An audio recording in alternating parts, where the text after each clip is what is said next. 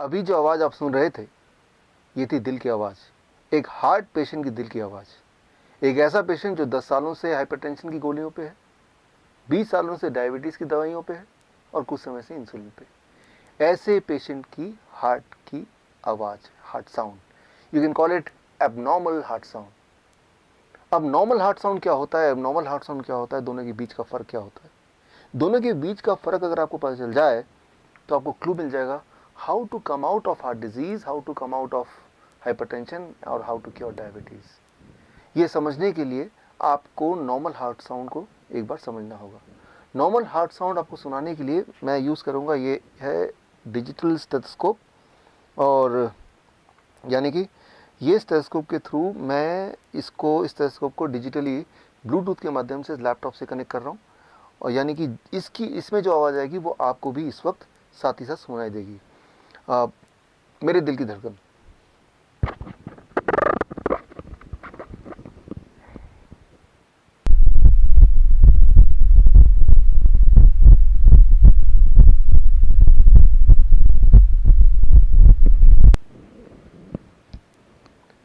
अभी जो आपने आवाज़ सुनी ये है नॉर्मल हार्ट साउंड।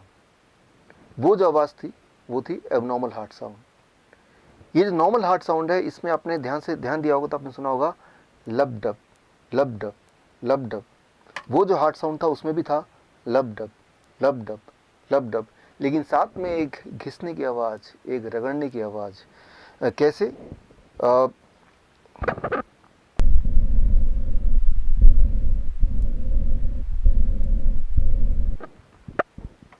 ये जो आपने आवाज़ सुनी रगड़ने की, घिसने की, वो जो आवाज़ है, वो आवाज़ अगर आप एलिमिनेट कर पाएँ, उसको अगर आप एडिट कर पाएँ तो हार्ट डिजीज़ ख़त्म हो सकता है, हाई ब्लड प्रेशर ख़त्म हो सकता है, डायबिटीज़ से छुटकारा पा सकते हैं।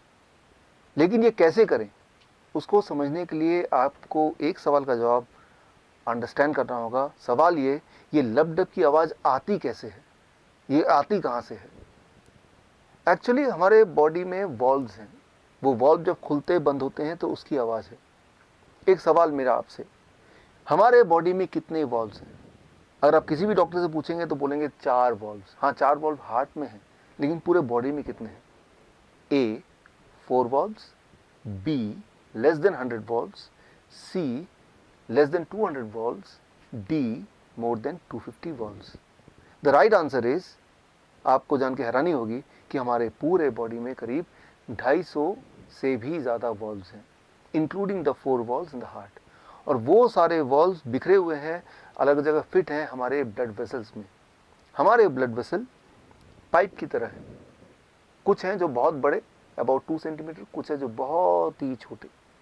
लेकिन सारे ब्लड वेसल को एक के बाद एक लगा दें तो करीब 1 लाख किलोमीटर, यानी कि पृथ्वी का 2.5 चक्कर के बराबर।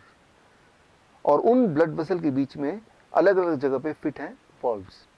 वो वॉल्व्स की मैकेनिज्म अगर आप अंडरस्टैंड कर लें तो बात सामने थोड़ी क्लियर हो जाएगी। उसको अंडरस्टैंड करने के लिए आप मेरे इस एक्सपेरिमेंट पे गौर कीजिए। एक छोटा सा एक्सपेरिमेंट मैं आपको करके दिखाता हूँ, so that you understand what is valve and you understand the solution how you can get cured of hypertension, of diabetes, of heart disease within few days.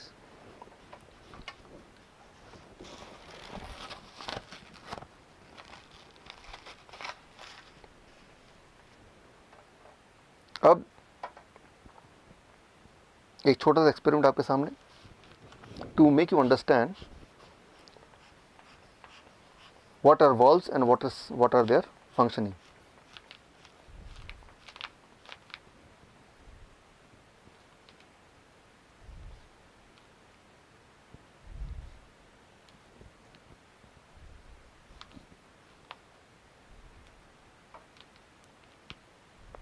अब आप ध्यान देखेंगे तो आप देखेंगे यहाँ पे ये है ब्लड वेसल, और इसी तरह से पूरे बॉडी में ब्लड वेसल फैले हुए हैं।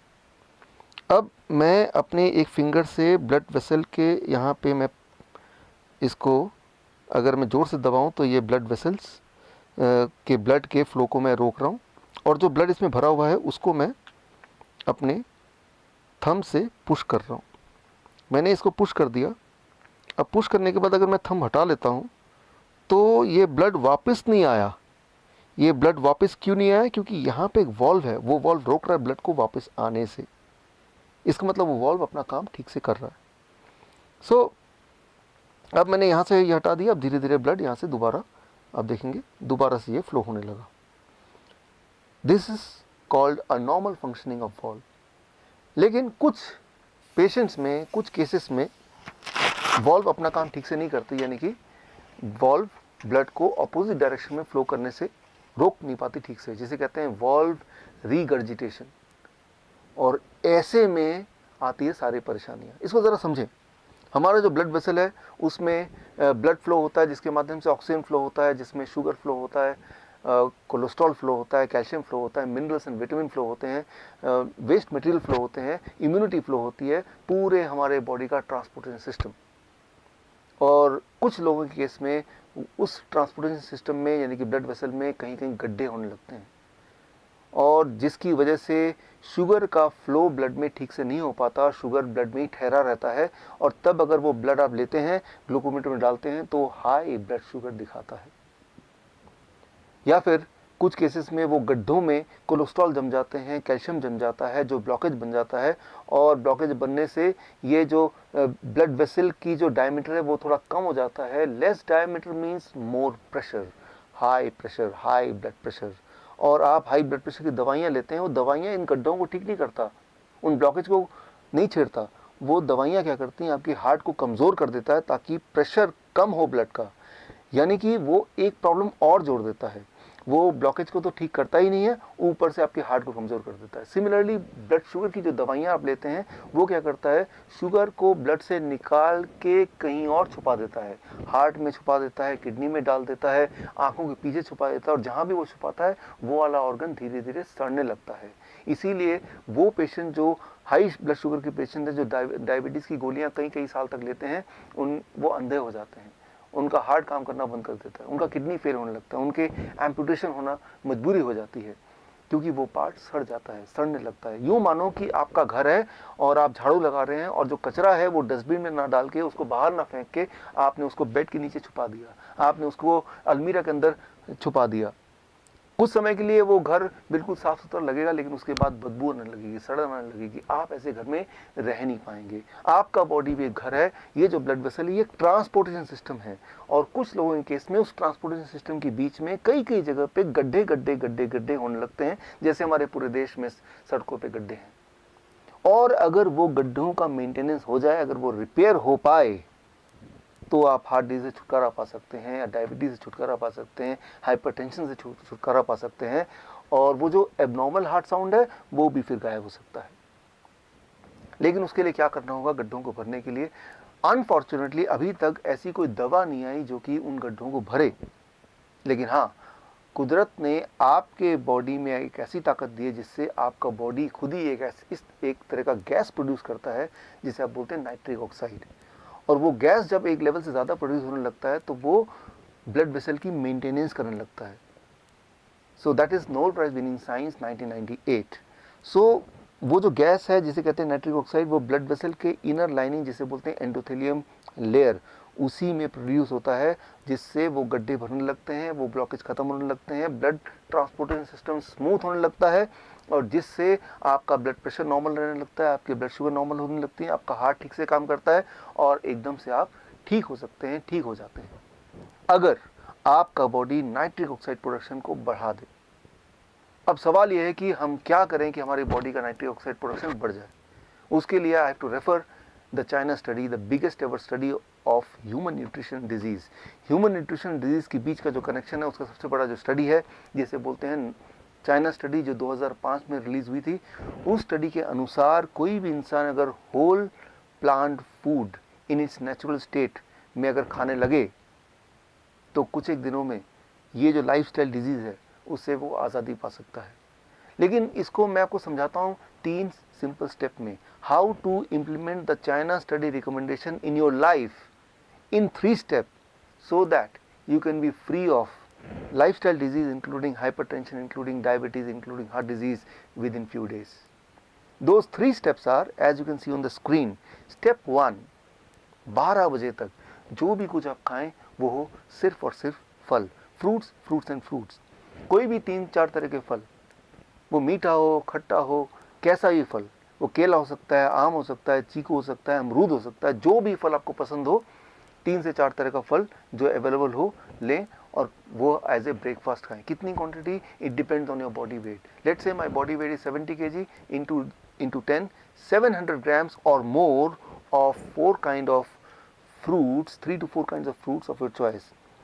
एक बार में खाएं, 2 बार में खाएं, 4 बार में खाएं, 12 बजे तक आपको खाना है सिर्फ और सिर्फ फल, फल और फल। जितना ज़्यादा खाएंगे उतना अच्छा रहेगा, राइट? नो रोटी, नो चपाती, नो चाय, नो ब्रेड, नो बिस्किट, सिर्फ और सिर्फ फल, फल और फल, भरपूर खाना है।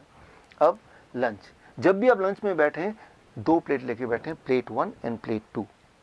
प्लेट 1 में 4 तरह के ऐसे वेजिटेबल जो आप कच्चा खा सकते हैं, खा सकें, जैसे टमाटर, मूली, गाजर, ककड़ी, सो ये इस तरह के, या खीरा, इस तरह के सब्जियां आप लें 4 जो कच्चा खा सकें, और जो कच्चा नहीं खा पा रहे हैं क्योंकि उनके दांत कमज़ोर हैं तो वो थोड़ा स्टीम कर सकते हैं।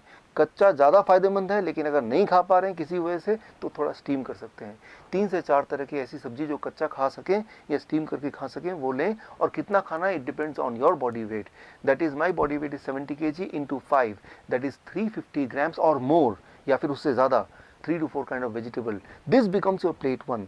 पहले आपको प्लेट 1 इतना खाना है, और इतना खाने के बाद अब प्लेट 2। प्लेट 2 में आपके घर का बना हुआ रोटी, सब्जी, दाल, चावल, vegetarian food with less oil and less salt. कितना खाना है? जितने में आपका पेट भर जाए। आपको लग रहा होगा कि इतना सारा प्लेट 1 यानी कि रॉ वेजिटेबल खाने के बाद क्या मैं प्लेट 2 खा पाऊंगा?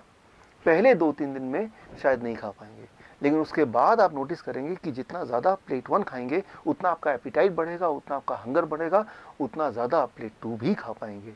यानी कि आपकी जो बॉडी की मेटाबॉलिज्म है वो रेट बढ़ जाएगी, आपके जो खाने की कैपेसिटी वो बढ़ जाएगी, और आपका जो एनर्जी लेवल है वो भी बढ़ जाएगा।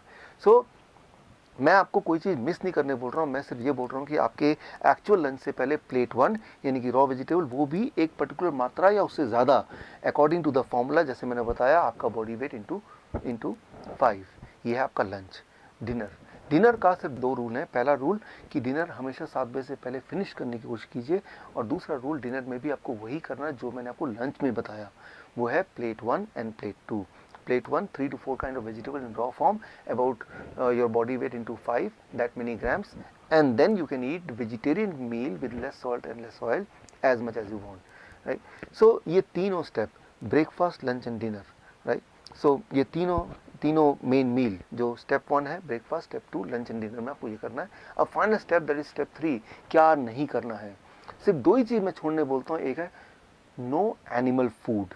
कोई भी ऐसा फूड जो एनिमल से आता हो उसको आपको नहीं लेना है, जैसे दूध, दही, मक्खन या लस्सी या अंडा या चिकन या फिश, इनको आपको नहीं लेना है, बिल्कुल ज़ीरो कर देना है। एंड नंबर 2, कोई भी ऐसा चीज़ जो पैक्ड फॉर्म में हो या रिफाइंड फॉर्म में हो या डब्बे में हो, जैसे बिस्किट या ब्रेड या रस्क या नमकीन, इन चीज़ों को आपको नहीं लेना है। ये सिर्फ 2 चीज़ छोड़नी है। और हाँ, एक चीज़ और जोड़ लीजिए, रोज़ अपने बॉडी को करीब 40 मिनट सनशाइन दिखाइए। 30 से 40 minute you expose your body to sunshine, that becomes your step 3। If you follow these 3 steps, अगर आप ये 3 स्टेप्स आप फॉलो करते हैं, so within the first 3 days your blood sugar will start coming to normal, यानी कि you will be force to stop the medication, you will be force to taper the insulin. अगर आपने insulin कम नहीं किया या ख़त्म नहीं किया, so you may land up in a hypoglycaemic state, and that itself is very dangerous. Within the first 7 days your blood pressure will start reducing, आपका blood pressure कम होने लगेगा 7 दिन के अंदर, यानी कि आपको ब्लड प्रेशर की दवाइयाँ छोड़ना पड़ेगा, आपकी मजबूरी हो जाएगी छोड़ना। विद इन 1 month आपका एंजाइना यानी कि चेस्ट में जो पेन है वो ख़त्म होने लगेगा, ऑलमोस्ट ख़त्म हो जाएगा 1 महीने के अंदर। आप जब चढ़ेंगे 3 मंजिला भी तो आप हाँफेंगे नहीं। पहले 3 बार रुकना पड़ता था, तो आपको 1 बार भी रुकना नहीं पड़ेगा। और हाँ, वो जो हार्ट साउंड था, एबनॉर्मल हार्ट साउंड, वो घिसटने वाली साउंड, वो भी अब नहीं आएगी। वो भी अगर आप स्टेथोस्कोप से सुनेंगे वो भी नहीं होगा, वो गायब हो जाएगा। सो that will happen within the first 1 month. Your angina will go, your heart disease will go, that abnormal heart sound will also vanish, right? So that you can expect within 1 month. Within 2 months your thyroid will become normal, यानी कि thyroid की दवा आपको छोड़ना पड़ेगा या उसको taper down करना पड़ेगा। और अगर आपने ऐसा नहीं किया तो हाइपोथायराइड का हाइपरथायराइड भी हो सकता है, जो कि अगेन एक बहुत बड़ी प्रॉब्लम है। And with in the first 3 months आपका बॉडी वेट नॉर्मल रेट में आ जाएगा, यानी कि normal BMI in a healthy weight category में आ जाएगा। And this all will happen with in the first 3 months of following this diet in these 3 steps. कई बार मेरे पास patient आते हैं, वो बोलते हैं डॉक्टर साहब मैंने आपकी रिकमेंडेशन को फॉलो किया और 3 महीने के अंदर मेरा ब्लड शुगर, मेरा ब्लड प्रेशर, मेरी हार्ट डिजीज़, बॉडी वेट हर एक में फ़ायदा हो गया, अब मुझे इस डाइट पे कब तक रहना है। मैं उनको एक ही उदाहरण देता हूँ, और वो उदाहरण ये कि मान लो कोई आदमी आपके पास आता है पूरी तरह से कीचड़ से लथपथ, आपको बोलता है कि मुझे साफ़ होना है, मुझे क्या करना है। आप बोलेंगे जाइए जाके नहा लीजिए। वो नहा के साफ़ सुथरा होकर आता है, बोलता है कि मुझे कब तक नहाना है। अरे भाई, जब तक आपको साफ रहना है, यानी कि जीवन में हर दिन। सिमिलरली आपका जो ब्लड वेसल है वो रोज ही टॉक्सिन उसमें भर जाते हैं, जम जाते हैं, और रोज ही उसकी मेंटेनेंस होने की आवश्यकता होती है। यानी कि रोज ही आपके बॉडी में नाइट्रिक ऑक्साइड का एनफ मात्रा में प्रोडक्शन होना बहुत आवश्यक है, और वो तभी हो सकता है जब ये डाइट आप लगभग रोज फॉलो करें। हाँ, एक छूट मैं आपको दे सकता हूँ, दैट इज चीटिंग डाइट। हफ्ते में एक दिन आप कभी पार्टी में जाते हैं, कभी पिकनिक में जाते हैं, कभी कोई बर्थडे एक्सेट्रा में जाते हैं, तो एक दिन के लिए you can enjoy the flexibility, you can ignore these rules and you can eat whatever luxury food you want to eat। लेकिन वो सिर्फ हफ्ते में एक दिन, वो और वो अभी नहीं, आज से 3 महीने तक ये डाइट फॉलो करने के बाद जब पूरी तरह से आप बीमारी से आज़ाद हो जाएंगे, दवाइयों से आज़ादी मिल जाएगी, तब हफ्ते में एक बार you can go for a cheating diet. यानी कि मैं ये बोलना चाह रहा हूँ कि you are enjoying the social celebration also, and you are enjoying the good health also। ये डाइट अगर आप फॉलो करेंगे तो आप बीमार पड़ नहीं सकते, और जो बीमार हैं वो बीमार रह नहीं सकते। This is doctor Vishwaroop Roy Chowdhury. All the best. Jai Hind. Thank you.